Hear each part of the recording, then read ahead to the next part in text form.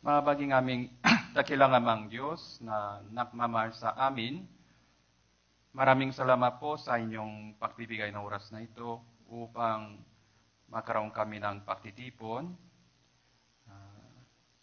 Kahit kami po ay mga miserableng makasalanan, kayo po ay pumarito sa mundong ito upang pasanin ang cross. Dahil sa inyong sakripisyo ang pagtsatsaga tungo sa amin, kami po ay naligtas mula sa walang hanggang kaparusahan. Sa pangitan ng inyong pagtanang ng banal na dugo, lahat ng aming maruming kasalanan ay tinubos na pala. Kaya po,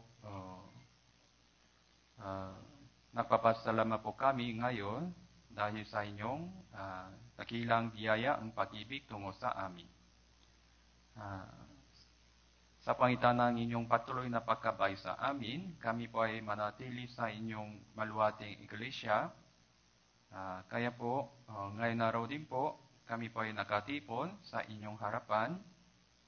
Kaya mula sa simula hanggang sa matatapos, samahan niyo po kami sa oras na ito sa pangitan ng inyong Espiritu Santo. Pakisuriin niyo po yung aming puso, isip, kung meron pong mga kasalanan sa inyong harapan, pakikabayan niyo po kami upang ayusin yung mga problema sa pamagitan ng Espiritu Santo at inyong banal na salita. Kaya nagtitiwala kami sa inyong pagkabay sa amin sa oras na ito. Itinalangin namin ito sa pangalan ng Panginoon Jesus na nagmamahal sa amin. Amen. Ito.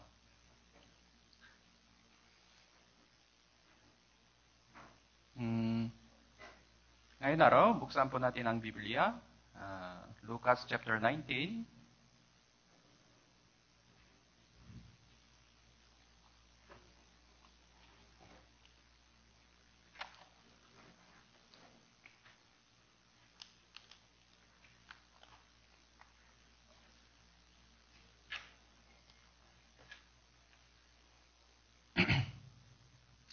Lucas chapter 19, verse 11.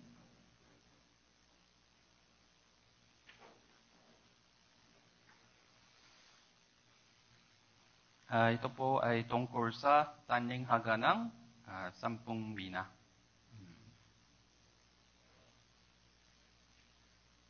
Verse 11. Basahin ko po. Samantalang pinapakinggan nila ang mga bagay na ito, nagpatuloy siya nagsalaysay ng isang tanging haga. Sapagkat siya ay malapit na sa Jerusalem, sapagkat kanilang inakala na ang kaharian ng Diyos ay mahayak ng kaagad. Sinabi nga niya, isang mahalikang tao ang pumunta sa isang malayong lupain upang tumanggap ng isang kaharian, at pagkatapos ay bumalik. Tinawag niya ang 10 sa kanyang mga alipin, binigyan sila ng 10 mina. Sinabi sa kanila, ipangalakal ninyo ito hanggang sa ako'y dumating.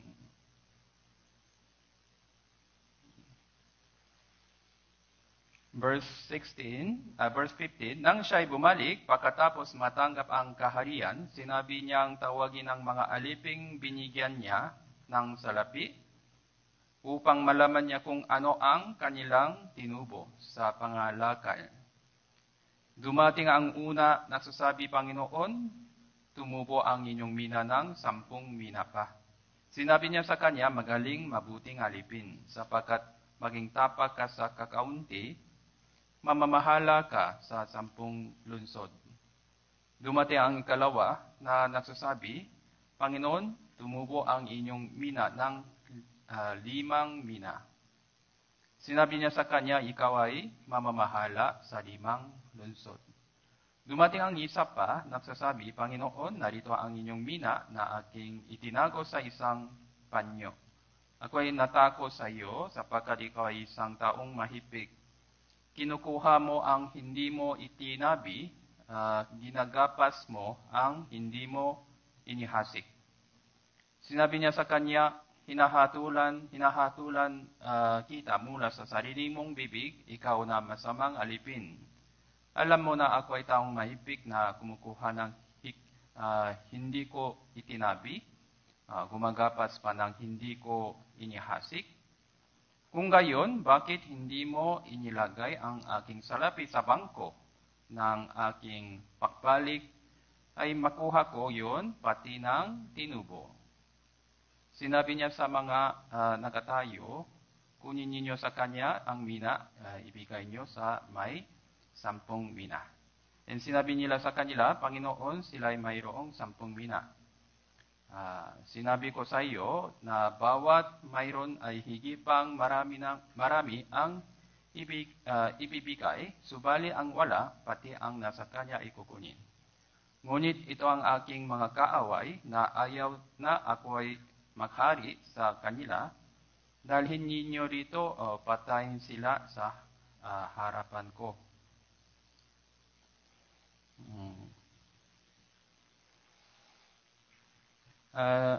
Ito pa ay tanglinghagan ng 10 mina, tapos tanglinghagan ng talento din po doon sa Mateo.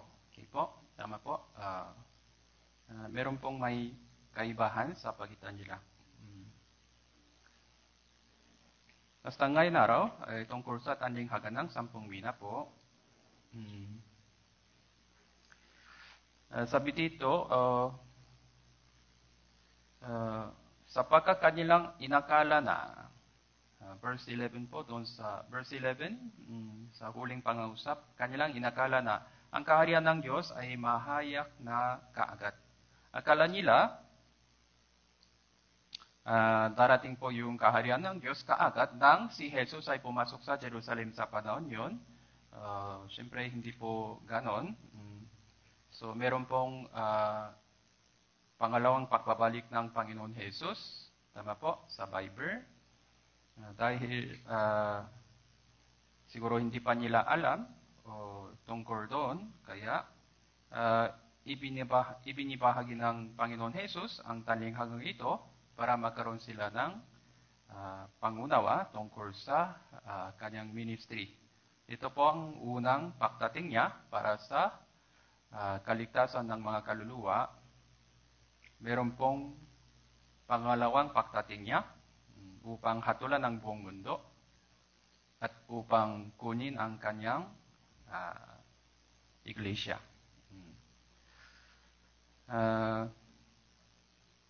Tapos, sa pagitan nila, unang pagdating niya, pangalawang pagdating niya, meron pong oras. Kaya, ano ang gagawin namin? Gusto nilang alam kung ganon. Kaya po, meron pong mensahe tungkol sa kung ano ang kailangan nilang gawin hanggang sa kanyang pangalawang pagdating. So, kaya po, yung meron pong 10 alipin. Yung 10 alipin naman po, ito pa ay simbol ng o imahe ng mga naligtas. Okay? Naligtas. Sa kanila, ibinigay nila ng 10 mina. Kaya 10, kaya ayon sa kasunod na yung talata, siguro, ibinigay ng Panginoon ng 10 mina sa bawat 10 alipin.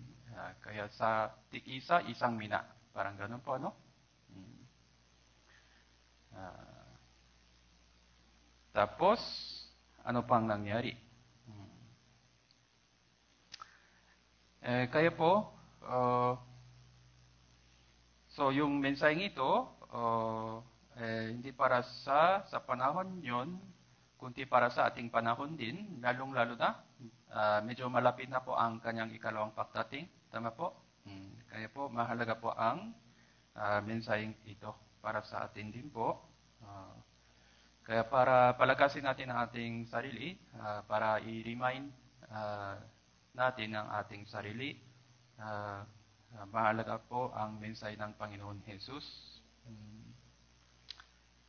Kaya po, Hindi pala ito mensahe ng mga tao, kundi pati ang mensahe ng ating Panginoon. Kaya suri natin ito, o tanggapin natin ito ng mabuti para tayo po ay mas lumago o nagbago. Alinsunod sa kanyang kalooban. Kaya po, meron po tayong mina. Meron po tayong mina. Meron pong talinghaga ng talento. Kaya, yung talento naman, medyo, alam niyo po ba yung halaga ng talento? Malaki po yun, no? Malaki. Mina naman, mga, sa pesos, siguro mo, 200,000 pesos o mga 300,000 pesos, parang gano'n. Yung halaga ng mina, mga gano'n po. Hindi tapos sabi dito, pagkatapos ibinigay niya sa kanya, ipangalakal ninyo ito hanggang sa ako'y dumating. Kaya, ano pang purpose ng budget na ito? O vacation po ba? Ano pang purpose ng budget na ito? Para sa negosyo. Para sa negosyo. Kaya, meron po tayong isang mina. Isang mina. Ano pang mina? Tapos, nang isipan natin ang halaga ng mina, hindi ito masyadong malaki. So, kaya ano pang kahulugan ng mensaheng ito? Kaya, basta, binigyan tayo ng Diyos ng chance para magkaroon tayo ng negosyo. Negosyo po para sa kanino po ito? Para sa Panginoon. Kaya ano pang negosyo ninyo ngayon? Meron ba kayong negosyo o trabaho? Kaya binigyan tayo ng Diyos ng isang mina. Basta gaya ng alam po natin, kahit physically, nang dumating tayo sa mundong ito, hubad po tayo, hubad. Walang anumang madadala doon sa kabilang mundo pa. Okay? Kaya po, binigyan tayo ng Diyos ng puhunan para sa ating 70 hanggang 80 years na buhay. Pero yung halaga ng puhunan, sa totoo lang, mga isang mina lang, parang ganun lang po. Yung halaga ng ating katawan, magkano po yun? Alam niyo po ba? Paminsan, ibinabahagi ng yung mensahe tungkol sa katawan sa Bible seminar. Yung katawan natin ay nilikha ng Diyos, pero nasaan yung halaga nasaan yung halaga sa isang tao? Espiritu ba o katawan? Sa espiritu. Tama po? Pero yung halaga ng katawan natin, mga magkano daw po yung halaga ng ating katawan? Yung katawan ay binubuo ng mga ilang, mga magnesium, tubig, mga sulfur, buhok. Yung 70% ng ating katawan, ano po yun? Tubig lang. Tubig lang po ang 70% ng ating katawan. Kaya magkano daw po? Mga $20, mga $30, parang ganun lang. Tapos, mga pagkain, sikat ng araw, tubig, bibigyan pa rin tayo ng Diyos. So, walang anumang madala ng masyado nang dumating tayo sa mundong ito. Magulang. Tapos, hanggang sa 7 years, 8 years, mga 10 years, yung magulang po ay nababantay sa atin talaga. Kaya po, yung puhunan natin para sa ating buong buhay, parang isang mina lang po kaysa physically. No? Kung patay na tayo, libingan lang. Kaya po, kahit physically, ganito po tayo. Pero spiritually, meron pong malaking bagay, gaya ng isang talento. Talento, malaki po ang halaga doon. Ah, kaya, bakit binigyan tayo ng Diyos ng buhay na ito? Ano pang purpose? Una, para magkaroon tayo ng buhay na walang hanggan. Tama po? Yung pang unang purpose. Tapos saan po tayo? Doon sa lawa ng apoy. Pero binigyan pa rin tayo ng Diyos ng chance sa pangitan ng Panginoon Jesus. Kaya po yung unang purpose, ano po? Sa pangitan ng Panginoon Jesus, magkaroon tayo ng buhay na walang hanggan. Yun po ang purpose ng ating buhay. Wala na iba. Kaya, yung kaligtasan, malinaw po sa iyo lahat? Malinaw po yung kaligtasan nyo? Kung ganon, meron po tayong panibagong purpose ng ating buhay. Yung unang purpose, tapos na. Pangalawang purpose, ano po yun? Binigyan pa rin tayo ng Diyos ng isa pang chance para ano po?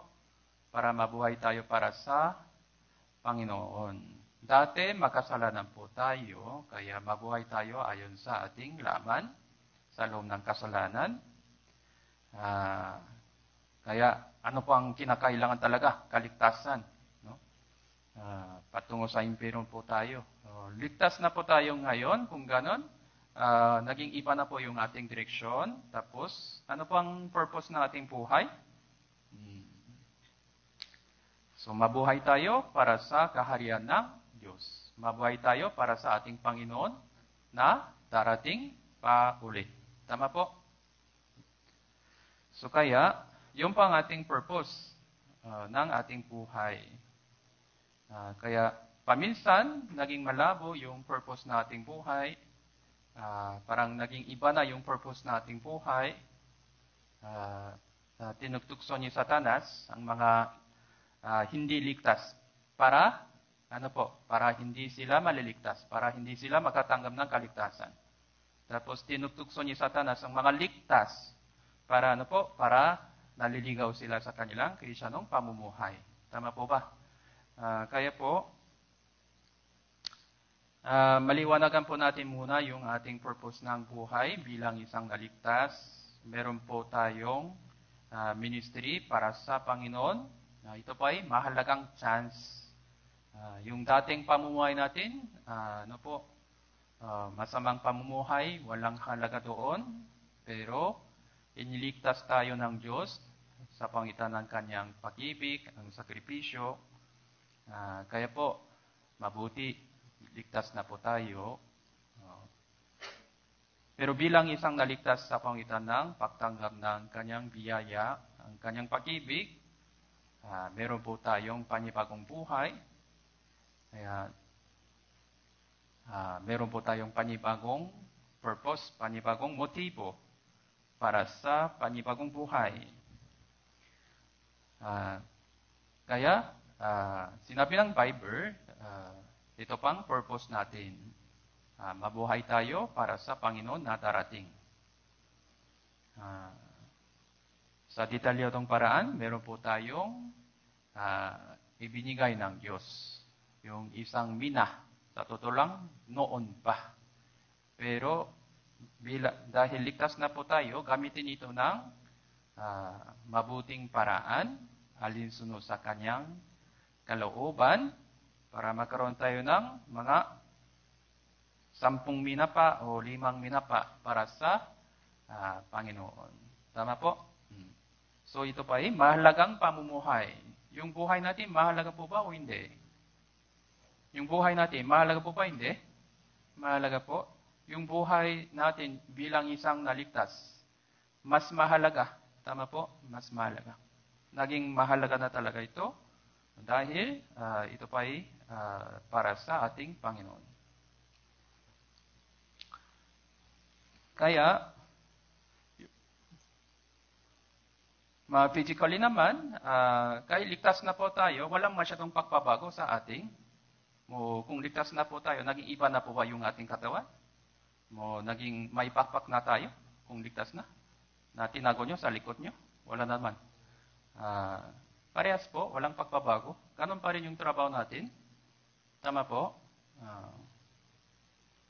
Pero yung purpose po natin ay iba na. Tapos, naging iba na po yung ating, yung halaga ng ating trabaho. Kunwari, meron pong dalawang driver. Driver po sila. Yung trabaho nila parehas, driver. Tama po? Driver. Pangkotse. Driver po. Parehong trabaho nila, parehas. Pero iba po yung halaga sa kanilang trabaho. Bakit po? Kasi dito sa kaliwa, siya pa ay nagta-drive para sa isang family driver. Siya naman, nagta-drive siya para sa, ano po? Para sa Pangulo ng Pilipinas.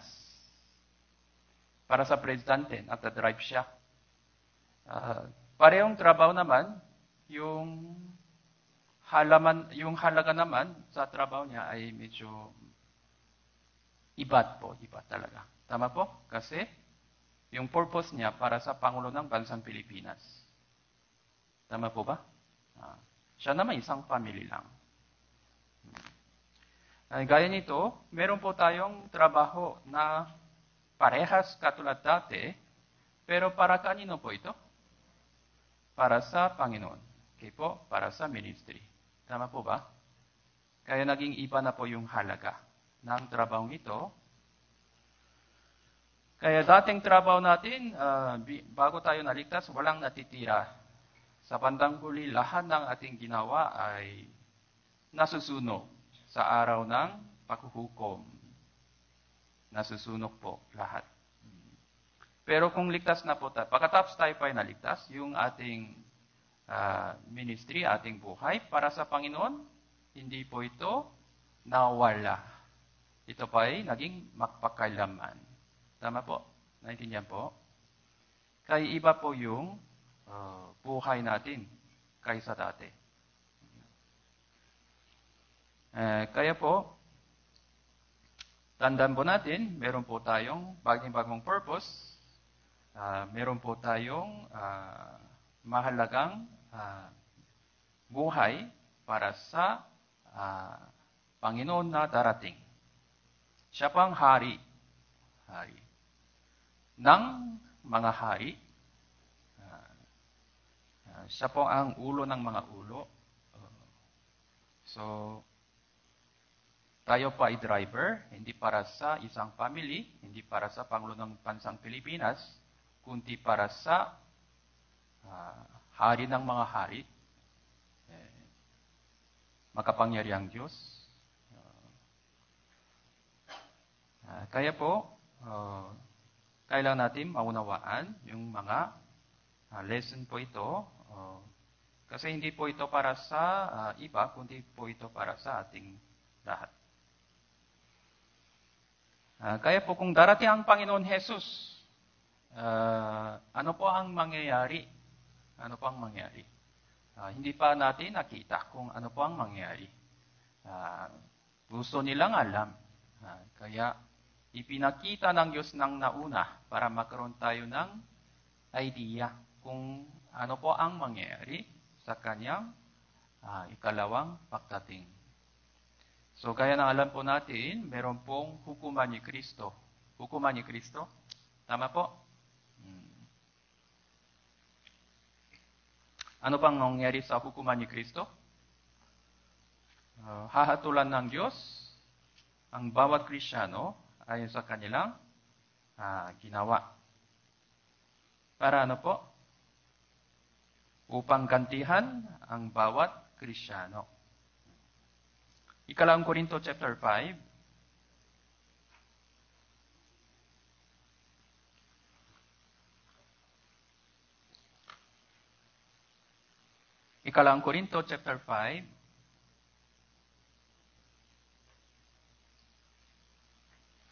Sapagkat, verse 10, sapagkat tayong lahat ay kailangan humarap sa hukuman ni Kristo, upang bawat isa ay tumanggap ng kabayaran sa mga bagay na ginawa niya sa pamagitan ng katawan, maging mabuti o masama.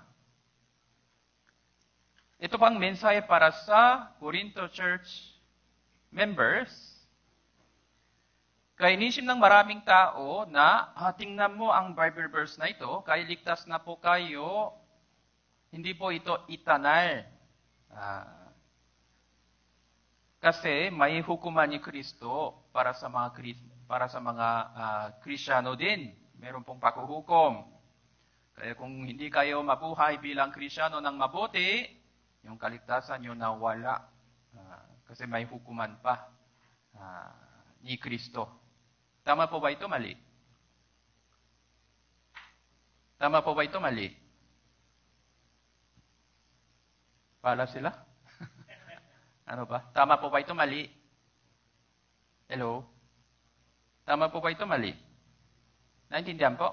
Sabi nila, ayon sa verse na ito, kung hindi kayo mabubuhay bilang Kristiyano ng mabuti, tapos kung pagkatapos doon, ikalawang pagdating ni Jesus, lahat tayo ay harap sa Panginoon Jesus sa hukuman ni Kristo, kaya hatulan ng Diyos yung ating Kristiyanong pamumuhay. Kung hindi po mabuti yung ating Kristiyanong pamumuhay, mapupunta tayo sa impyerno. Tama po ba ito? Mali? Mali po. Tama po? Kasi hukuman ni Kristo. Kaya sa tingin natin, hukuman, kaya hukuman pala. Pero yung ibig sabihin ng hukuman, ano po yun? Ano po? Sa wikang Griego, bema. Bema, ibig sabihin, platform. Awarding platform, gaya ng Olympic Games, gold medal, silver medal, bronze medal. Okay po? Tama po? Hindi po ito paghatol, kundi po ito pagbigay ng gantimpala sa kanila. Okay po? Kaya sa hukuman ni Kristo, ito po, ano po ito? Awarding ceremony. So, pagkatapos ng graduation, meron pong mga awarding ceremony. Tama po? Ano pang pangalan ng mga most behaved? Tapos ano pa po? Excellent in math. Meron pong top 1. Anong tawag? Top 1? Top 1 lang? Top 1. Benedictorian. Yes. Tama po. Kaya po, ito pang awarding ceremony. So, sa wikang Griego, ito po ay bema. Okay, naintindihan po ba? Kaya meron pong ganon. Kaya Lucas chapter 19, yun po ang mga detalyadong larawan kung ano po ang mangyari sa hukuman ni Kristo. Kaya balikan po natin Lucas chapter 19.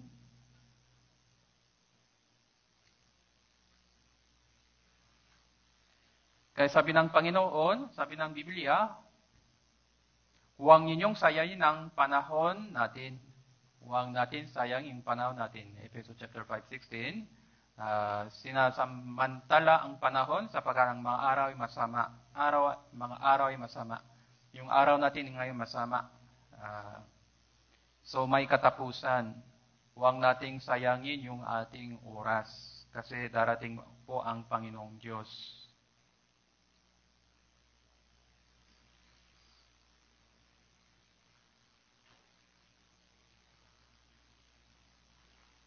Kaya verse 13 po, tinawag niya ang 10 sa kanyang mga alipin. Binigyan sila ng 10 mina. So meron po tayong 1 mina lahat. Katulad dito, sinabi sa kanya, ipangalakar ninyo ito hanggang sa ako'y dumating.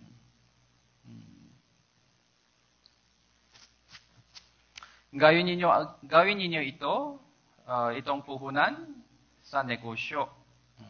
Hanggang sa bumalik ako. Magnanegosyo ka na. Okay po. Yung negosyo po ito para sa Panginoon. Kaya tayo po ay katiwala. Siya po ang may-ari.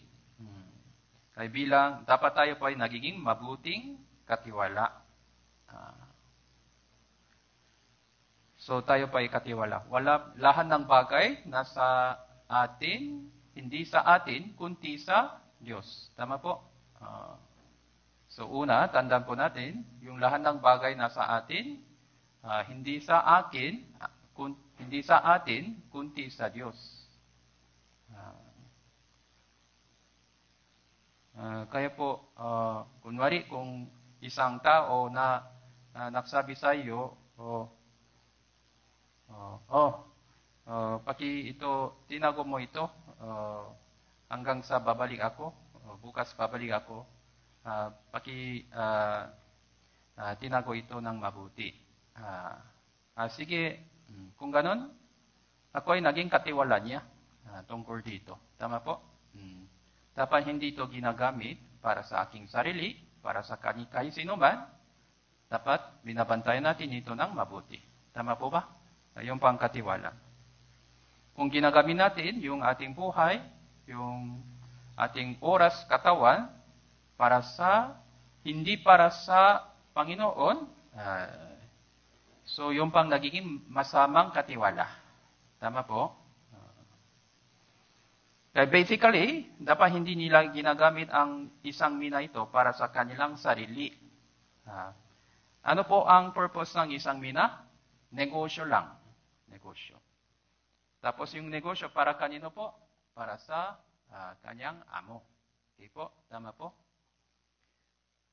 Kaya, Pastor, wala akong negosyo. Okay? Anong ibig sabihin ng negosyo ito? Kailangan ninyong malaman. Tama po? Kaya sa bawat negosyo, meron pong produkto. Sino pa ang may negosyo ngayon, mga kapatiran, mga may edad siguro? May negosyo ako, itaas ng kamay. Negosyo po, meron akong negosyo. Wala po. Ano pang produkto nyo, nanay?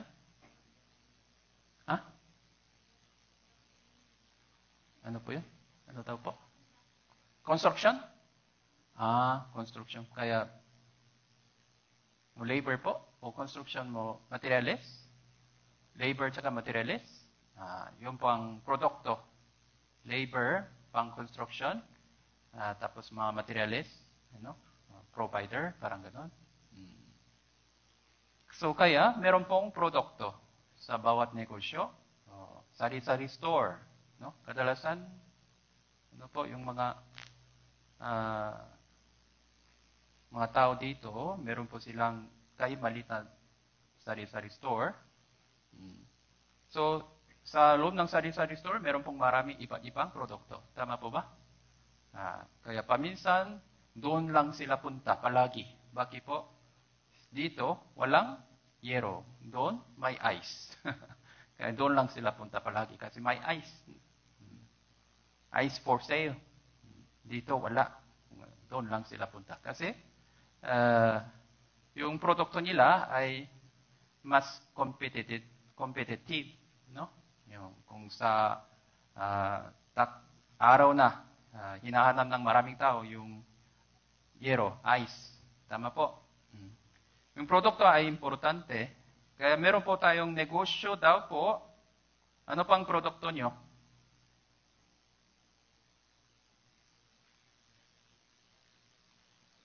Ano pang produkto natin?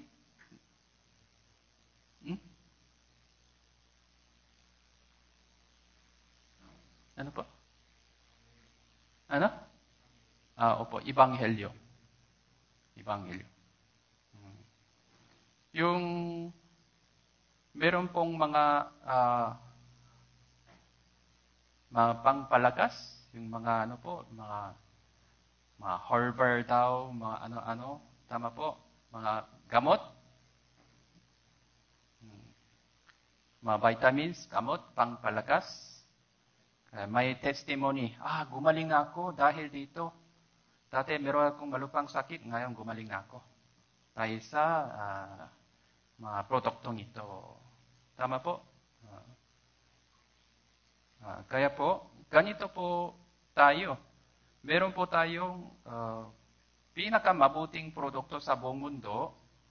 Kung uminom sila ito, magkaroon sila ng buhay na walang hanggan. Tama po? Yung espiritu nila gagaling, magkaroon sila ng buhay. Magkaroon sila ng panibagong katawan pa na ibibigay ng Diyos doon sa kaharian ng Diyos. Kaya ito pa ay pinaka-mabuting produkto sa buong mundo. Tama po? Kaya gumaling na sila sa kanilang sakit physically, mamamatay naman sila pa ulit eh. Pupunta pa rin sila sa impyerno pa. Hindi po ito totoong gamot. No? Kahit wala po tayong gamot para sa katawan nila, kung meron po silang gamot para sa kanilang espiritu, kung gagaling sila yung espiritu, yung katawan nila, ay sama-sama na lang sa espiritu sa langit. Tama po ba? Naintindihan po? Dati, nakondok kami ng Bible seminar sa isang malayong lugar. Umutin sila ng mga ilan sa kanila ay naligtas. Pagkatapos ng 3 buwan, narinig po natin, yung mga naligtas, patay na. Patay na. Sa totoo lang, yung trabaho niya ay manggagamot pa. Manggagamot siya sa lugar nila, pero patay na siya dahil sa sakit niya pagkatapos ng 3 buwan. Pero sa totoo lang, patay na po siya o buhay pa siya. Buhay pa siya kasi ligtas na po siya. Tulog lang. Tulog. Kaya yung pang ating produkto, kaya yung produkto nyo ay pinakamabuting produkto. Ito pa ay pinaka-best product. Okay po, sa buong mundo, galing sa Diyos. Made in heaven. Made in heaven. Tama po? Kaya yung pang ating negosyo.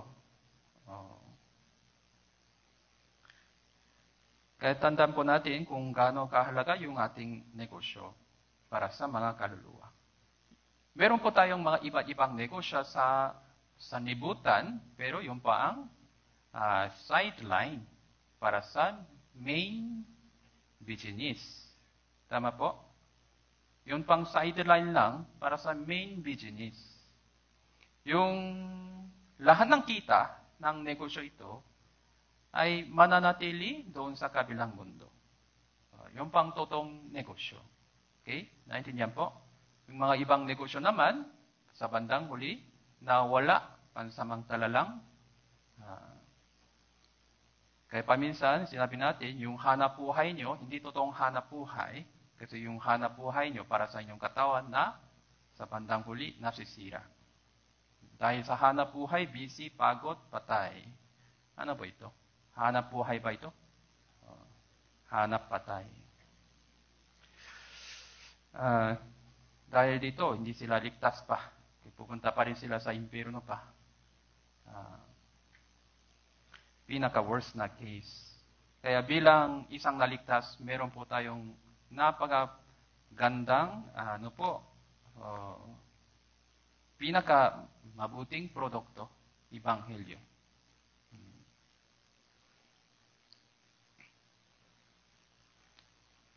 Kaya, una, bilang isang negosyante ng Diyos, kailangan natin maunawan yung kung ano ang produkto. Meron pong salesman, 2 salesmen. Isa sa kanila ay marunong talaga sa pagbebenta. Maraming alam tungkol sa produkto niya. Isa pa kanila naman, kulang yung informasyon niya, tamad. Siyempre, iba po yung sales. Tama po. Yung matalino, maraming alam, masipag, magkaroon sila ng maraming kita, sales. Kaya po, paminsan, yung mga sa mundong ito po, yung uminom sila ng mga gamot, mga herbal, meron po silang patotoo, gumaling na ako, talaga. Gumaling siya talaga, no? Sa sakit nila, tama po? Sila po mismo nagiging salesmen, tama po ba? Kasi may experience sila eh. May kasiguruduhan sila sa gamot na ito. Kasi siya mismo gumaling sa sakit talaga. Ito talagang maganda yun. Gumaling na ako, gaya ng alam mo, di ba? Ako dati, talagang malapit ako sa kamatayan. Gumaling na ako. Uminom ka na. Hindi sayang yung pera mo. Tama po? Sigurado na. Tama po ba? Naintindihan po? Pero paminsan, iba-iba po sa mga katawan. Wala pong perfectong gamot. Pero meron pong ganitong mabuting gamot po talaga. Kung gano'n yung salesman, may kasiguruduhan talaga. Hindi po ito para sa parang negosyo lang. Para sa inyo yan. Tama po ba? Hindi po ito para sa aking kita talaga. Para sa inyo yan. Tama po ba? Naintindihan po? Kaya yung ebanghelyo, yung evangelism, sa totoo, hindi para sa atin. Para sa inyo talaga. So, para sa Panginoon, para sa inyo. Kaya sama-sama tayo sa langit. Kaya kung meron po tayong ganitong kasiguruduhan, dahil dito, magkaroon tayo ng sigasig para sa negosyong ito. Kaya po, sa loob ng negosyante, Panginoon, meron pong mga masipak sa kanyang negosyo ng Diyos, meron pong hindi masipak. Dapat masipak po tayo. Tama po? Kasi ito pa ay talagang mabuting negosyo. Tama po ba? Naintindihan po? Gaya ng kanina mo, construction, mga sari-sari store, mga ano-ano, kailangan po ito, pero ito po ay sa totoo lang, yung halaga ng negosyo ito, medyo maliit lang talaga, maliit. Kung isang tao ay naligtas sa pangitan ko, yung halaga ng negosyo ito, napakalaki. Napakalaki. Yung halaga ng isang kaluluwa, mas malaki kaysa buong mundo. Sabi ng Panginoon. Totoo po ba? Hindi. Totoo po, isang kaluluwa, mas malaki kaysa buong mundo. Yung halaga ng isang kaluluwa. Kung ligtas na siya, kung nasa langit po siya, ito pa ay napakalaking bagay.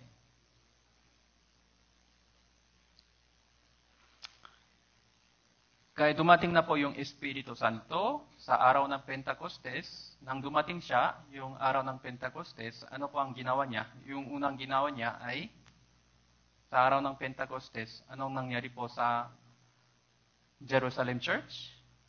Yung unang ginawa ng Espiritu Santo, ano po? Literate. Sa araw ng Pentecostes, sa buong dako ng buong mundo, lahat ng mga relihiyosong Israelita ay dumating sa Jerusalem. Tapos sa panahon yun, dumating na yung Espiritu Santo, mga 120 na yung mga kapatiran. Tapos magkaroon sila ng session kaagad sa pangitan ng Apostle Pedro. Kaya yung pang sermon sa Gawa chapter 2, tama po? Yung pang sermon para sa retreat nila. 3,000 na kaluluwa naligtas. So yung pang kasi purpose ng pagkaroon ng iglesia sa pangitan ng Espiritu Santo. Kaya yung pang totoong negosyo natin. Kaya kung meron po tayong literate, meron pong mga store. Ano po? Store, anong tawag? Sa Korean, medium, ano po yun? Store po, meron pong store, no? Mga snack. Akala natin yung pang negosyo. Hindi po, yung pangunahing negosyo ay doon, sa pulpit. Yung pang pinaka-negosyo, ito naman, sideline. Sideline po, no?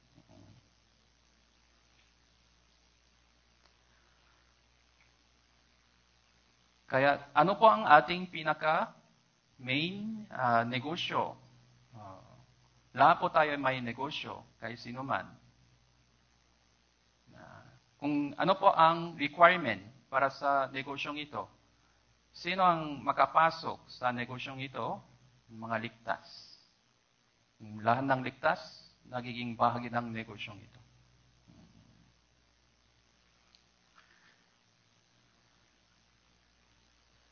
Kaya 15, Lucas chapter 19, 15 po tayo. Nang siya'y bumalik, pagkatapos matanggap ang kaharian, sinabi niyang tawagin ang mga aliping binigyan niya ng salapi upang malaman niya kung ano ang kanilang tinubo sa pangalakal. Meron pong accounting.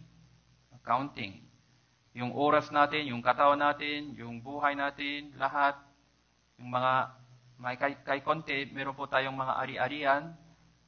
Ano ang ginawa ko gamit ang isang mina mula sa Diyos?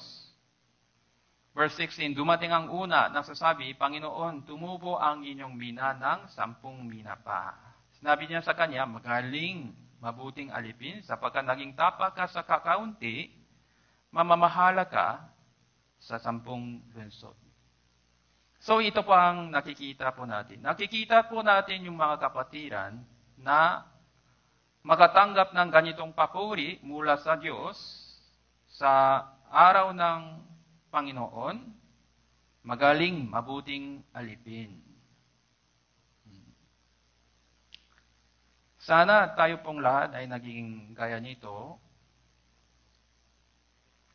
Kaya harap tayo sa Panginoon personally. Ito pa ay talagang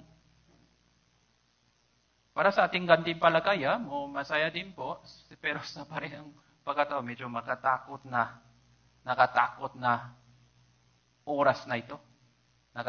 Hindi kaya natin iwasan yung oras na ito. Hindi kaya natin iwasan yung, Panginoon, huwag na po, ayaw ko na kahit anumang gantimpala. Nahiya ako. Siya na lang po. Pass ako, pass. Testimony, pwedeng pass. Ito, hindi pwedeng pass. Okay po? Brad, testimony po. Next time po, Pastor, pass. Ito, pwede ba pass? Hindi po, hindi pwede ito pass. No? Impossible na yon. Pasensya na po, galing ako sa Pilipinas. Kaya dito po sa Pilipinas, kung nahiya kami, pass lang po. Impossible doon. Impossible po. Kaya walang pass po ito, walang pass. Dapat tatayo tayo doon. No? Okay po, handa na ba tayo?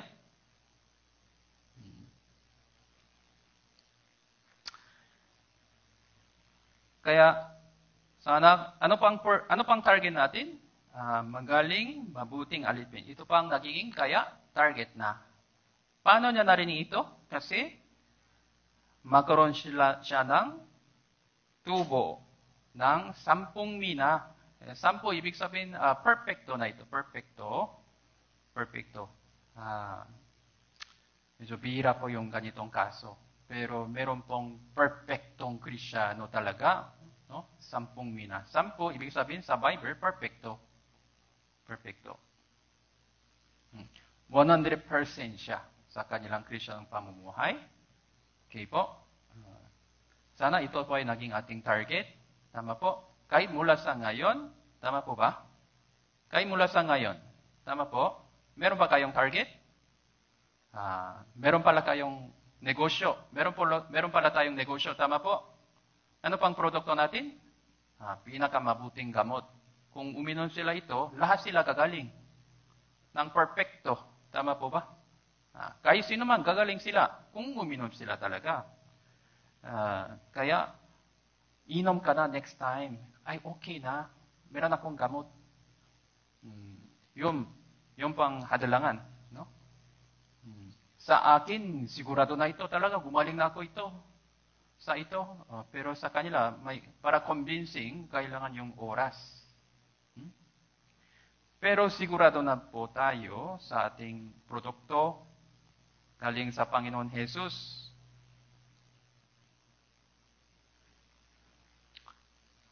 Kaya, tandaan po natin, meron pong oras na ganito na darating.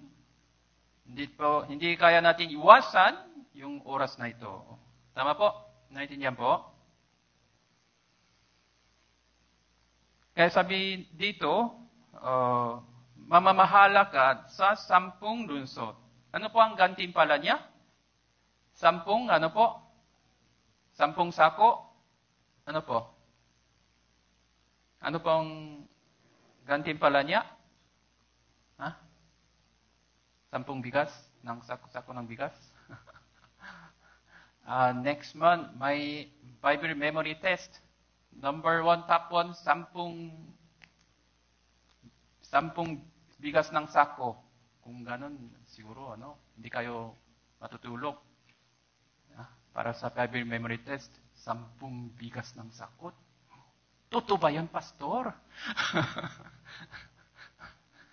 Walang tulog. Lahat perfecto. Ubos na yung budget ng church. Kulang pa yung bigas.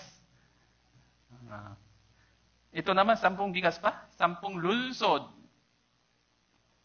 Lunsod? Lunsod. 10 cities. No? Yung lunsod doon sa langit, mas malaki sa buong mundo natin. Parang 10 planeta. Ang ganda-ganda na yung planeta, ibibigay ng Diyos. Okay po? So, kaya natin bilhin yung 10 lunsod sa pangitan ng 10 mina. Impossible. Hindi kaya natin bilhin sa isang bahay lang sa pangitan ng 10 mina. 10 lunsod pa ibibigay ng Diyos. Ibig sabihin, ito po ay biyaya. Biyaya din po ito, yung gantimpala.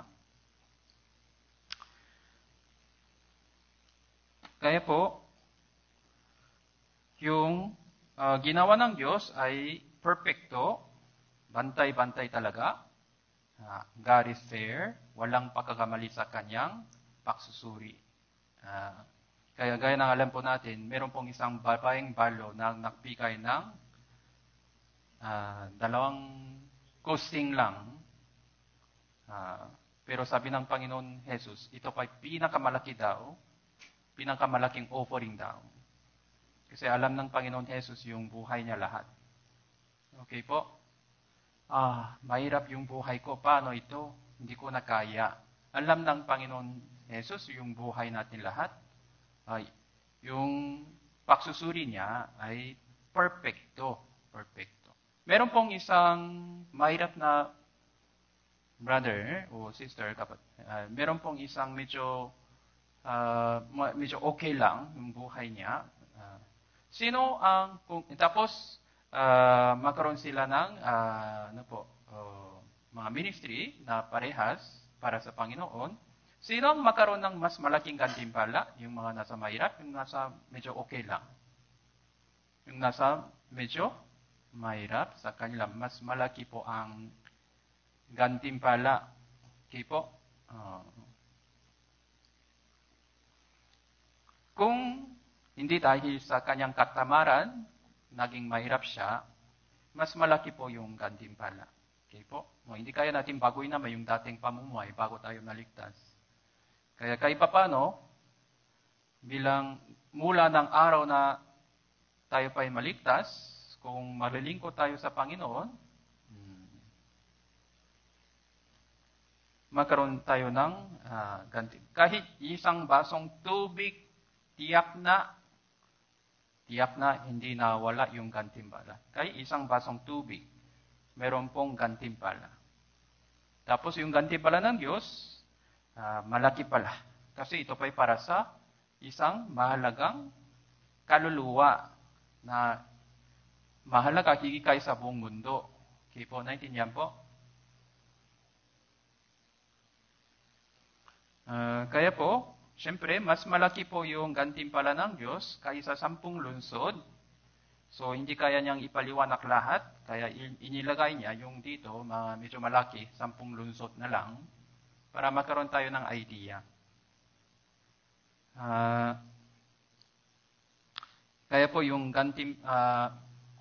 yung 10 mina siguro, yung pamumuhay niya, ayos sa mundong ito. Tapos kaya mo lahat okay.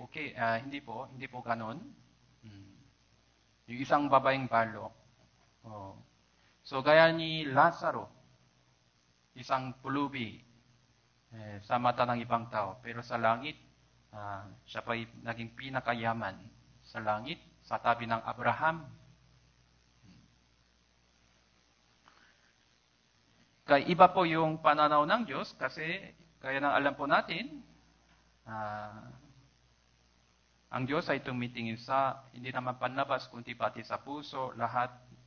Kaya alam ng Diyos lahat. Kaya, palakasin natin yung ating sarili tungkol doon. Naintindihan po? Naintindihan po? Yeah. Verse 19 naman po, 5 mina. Sinabi niya sa kanya, ikaw ay mamamahala sa 5 lungsod. Pero meron pong kaibahan sa mensahe ng Panginoon Jesus. Kanina naman, magaling, mabuting alipin. Ngayon naman, wala pong ganyan. Ikaw ay mamamalo sa 5 lungsod. Yun lang. Medyo simple po yung komento ng Panginoon Jesus. Okay po. Kaya ang Diyos ay matuwid. Basta 5 lungsod, ito din napakalaking bagay. Tama po ba? Napakalaking bagay. Kaya yung tanong lang po, yung ayon sa talatang ito, yung boss nila, yung naging hari na po, yung boss nila, mabuting boss o masamang boss? Mabuti siya o masama? Buti-buti na po kasi yung gantimpala niya ay hindi may hambing sa 10 mina, 5 mina. No? Kung 5 mina na, siyempre, bibigyan kita ng isang kotse, hanggang doon na lang. Pero 10 lungsod pa, ito malaki na. Tama po? Yung Panginoon natin ay napakabuti. Tama po? Pero, kaya po, mga tulo naman, masamang alipin po ito. Dumating ang isa pa, nagsasabi, verse 20, Panginoon, verse 20 po, narito ang inyong mina na aking itinago sa isang panyo. Ako'y natako sa iyo kasi ikaw taong mahipik, kaya ito na lang po. Sa kanya, yung boss niya masama. Sa kanya, yung boss niya masama. Mahipik lang ito. Kaya, itinago niya yung isang mina lang. Kaya ito pa'y naging paluso sa kanya. Paluso sa kanyang katamaran. Doon sa talinghaga ng talento, masama, tamad na alipin. Tamad. Bakit tayo naging tamad? Kasi meron po tayong palusot. Pero yung palusot sa karaniwang pagkataon, yung palusot natin ay hindi totally totoo. Hindi totally totoo. Palusot, ibig sabihin, ito pa yung naging hadlangan. Pero, kaya natin lampasan naman yung hadlangan nito. Kaya nang alam po natin, kung ayaw, maraming dahilan.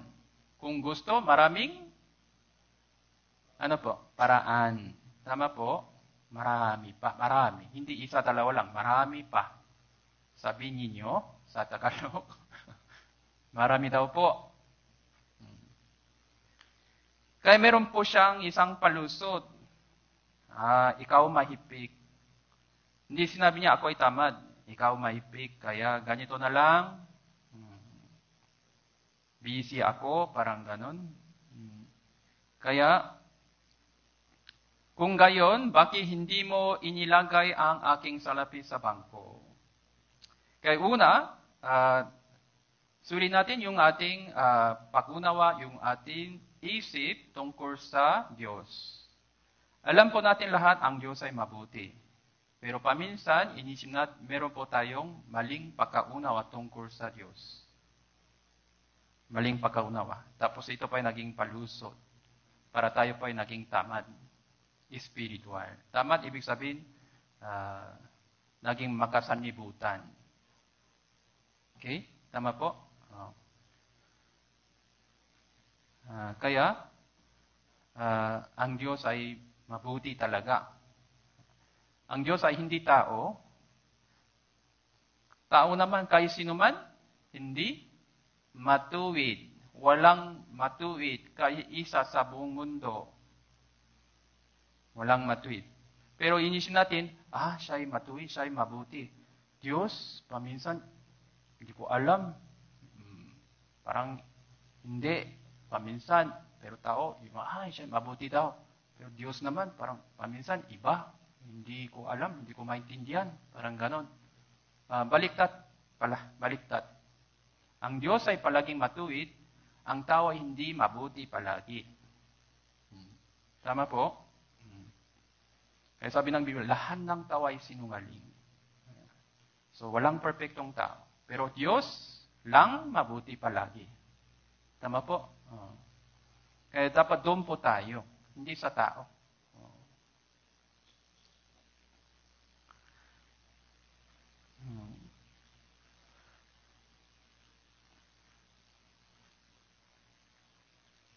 Kaya, ano pang mensahe ng Panginoon Jesus? Verse 23, kung gayon, bakit hindi mo inilagay ang aking salapi sa bangko ng aking pakbalik?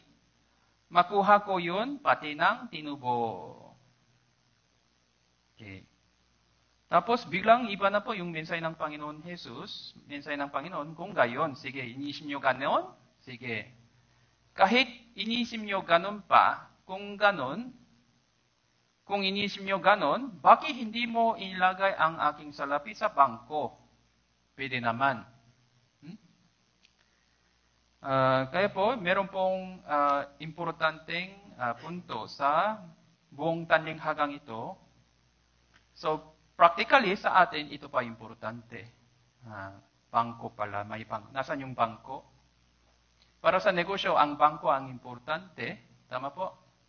Kung meron pong malaking kumpanya, sa likod ng malaking kumpanya, meron pong malaking bangko.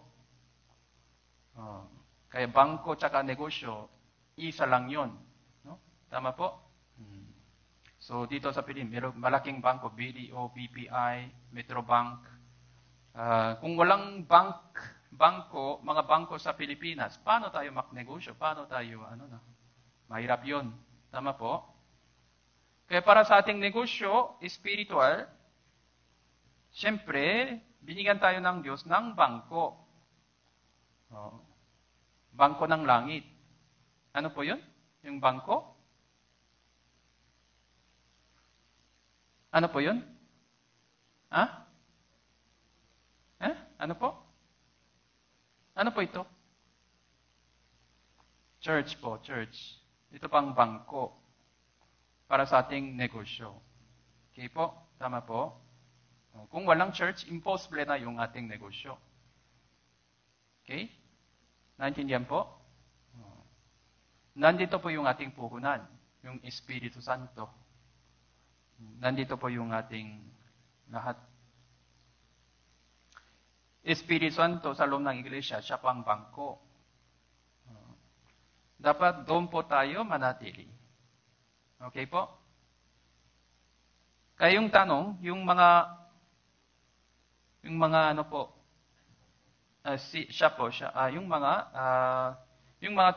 tumubo ng 10 mina. Yung mga tumubo ng 10 mina, meron pong tumubo ng 10 mina. Tama po?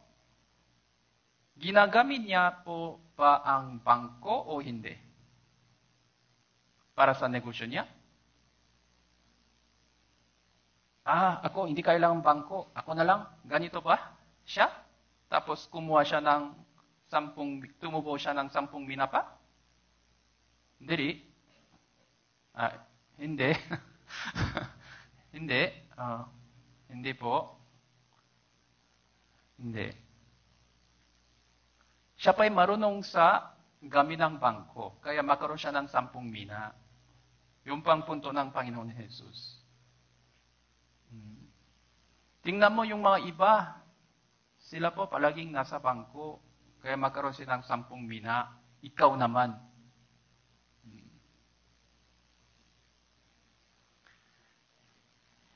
Kaya bakit hindi mo ilagay ng aking salapi sa bangko? Madali lang naman ito. Kaya i-deposit nyo ang inyong buhay, oras, katawan, puso sa iglesia. Ano po ang iglesia? No? Katawan ng Panginoon Jesus. Tapos, kaya po, Ebanghelyo Juan chapter 15,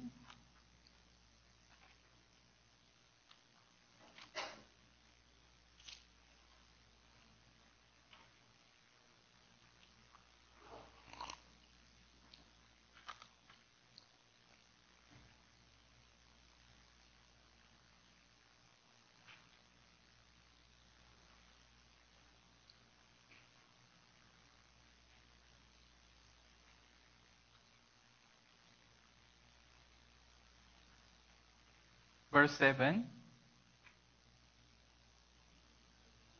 7 hanggang 8 po.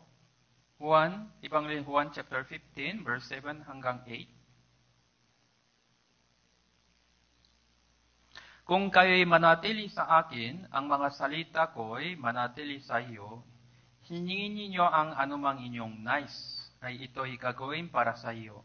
Sa pangitan nito'y maluluwahati ang aking Ama, at na kayo'y nakpunga ng marami. Magpunga ng marami, ay maging mga alagad ko.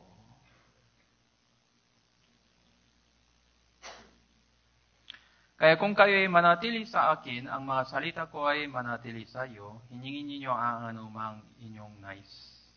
Ito ay gagawin para sa iyo. So, words of God, fellowship, words of God, prayer. Fellowship, manatili sa akin muna. So, katawan ni Kristo sa loob ng fellowship, sa loob ng iglesia, kung ganon. Tapos, ang mga salita ko na yung matutunan natin, manatili sa iyo. Dapat, yung ating matutunan, nasa puso natin, nasa buhay natin, tapos, hiningin ninyo ang anumang inyong nais. Siyempre, alinsunod sa salita ng Diyos. Ito pa itungkol sa prayer. Yung prayer ay importante, pero mas importante yung nilalaman ng prayer. Yung prayer natin dapat alinsunod sa kalooban ng Diyos. Ito ay gagawin para sa iyo. So bilang tatlong step na ito, magkaroon tayo ng prutas, bunga. Kayo'y magpunga ng marami. Ito pang iglesia. Ito pang bangko. Sistema ng bangko, fellowship, words of God, prayer. Okay po? Tama? Naintindihan po? Minsan manatili tayo sa pagtitipon, pero hindi tayo makinig ng salita ng Diyos ng mabuti, may kulang pa. Tapos, makinig tayo ng mabuti, mag-aral tayo ng mabuti, pero hindi tayo manalangin sa Diyos. Sa totoo lang, kung walang tulong ng Diyos, yung Kristiyanong pamumuhay natin, siyempre, imposible. Mabubuhay tayo kaagad. Natitisot tayo kaagad. Kaya alam natin ganito, pero hindi kaya nating tuparin. Kung walang tulong o kapangyarihan ng Diyos sa atin, paano natin kunin yung tulong, gabay, kapangyarihan ng Diyos para sa pangitan ng ating prayer? Wala na iba. Prayer. Kaya po, tamad. Masamang alipin, tamad. Kaya maling pakunaw tungkol sa Diyos. Kasi kulang yung salita ng Diyos, kulang yung fellowship. Kaya wala pong yung prayer din, automatically. Kaya po, naging masama, naging tamad. Okay. Kung tamad na spiritual, mahulog tayo sa kasalanan. Okay. Kasi may laman po tayo. Kaya po,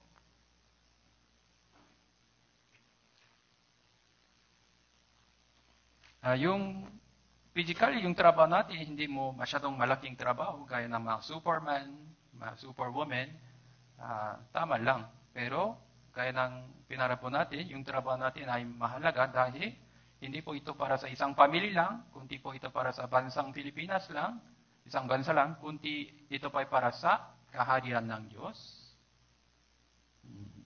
Yung negosyo natin ay malaking negosyo para sa kaharian ng Diyos. Yung produkto natin ay pinakamabuting produkto, Ebanghelyo, para sa lahat ng kaluluwa, kahit sino man. Kaya pala, malaki din po yung gantimpala ng Diyos. Pero paano ito gawin? Bilang isang kahiligtas na po tayo, tao lang tayo, meron pala tayong bangko. Okay po? Naintindihan po? Kaya yung mga marunong sa bangko, syempre marunong din sila sa negosyo. Kaya ano pang bangko? Fellowship, words of God, prayer.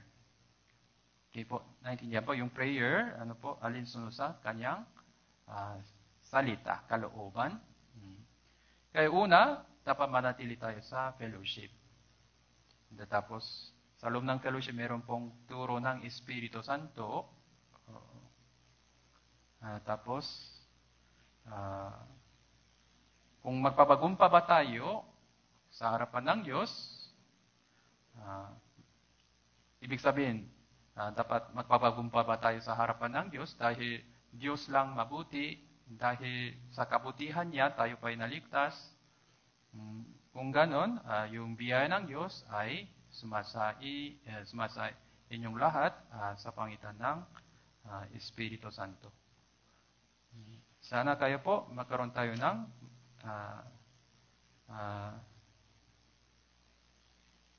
magandang, mabuting pagpupuri mula sa Diyos sa kanyang ikalawang pagbabalik.